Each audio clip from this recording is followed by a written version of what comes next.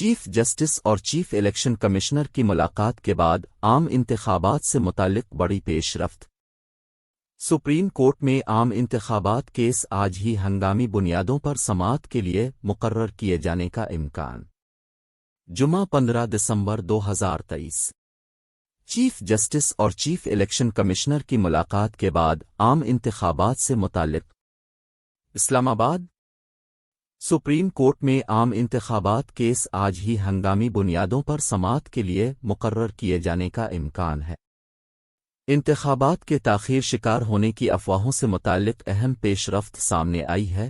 Media reports کے مطابق chief election commissioner Sikandar سلطان راجہ کی سپریم کورٹ آمد ہوئی ہے۔ چیف الیکشن کمشنر کی چیف جسٹس فائز عیسیٰ سے ملاقات ہوئی۔ ملاقات میں جسٹس سردار طارق اور جسٹس اعجاز الاحسن بھی شریک تھے۔ چیف الیکشن کمشنر کی ملاقات میں اٹارنی جنرل بھی شریک تھے۔ چیف الیکشن کمشنر نے ججز کو لاہور ہائی کورٹ کے حکم امتناع سے آگاہ کیا۔ چیف جسٹس نے لاہور ہائی کورٹ کے فیصلے کے بعد صورتحال پر سپریم کورٹ کے 2 سینئر ججز سے مشاورت کی۔ مشاورت کے بعد اٹارنی جنرل اور چیف الیکشن کمشنر کو ملاقات کے لیے بلایا گیا۔ بتایا جا رہا ہے کہ سپریم کورٹ میں عام انتخابات کیس آج ہی ہنگامی بنیادوں پر سماعت کے لیے مقرر کیے جانے کا امکان ہے۔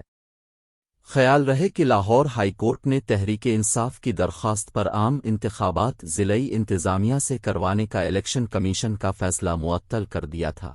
لاہور ہائی کورٹ نے 8 فروری کے عام انتخابات بیوروکریسی سے کروانے کے لیے الیکشن کمیشن کا نوٹیفیکیشن معطل کیا۔ جسٹس علی باقر نجفی نے تحریک انصاف کی درخواست پر محفوظ فیصلہ سنا دیا۔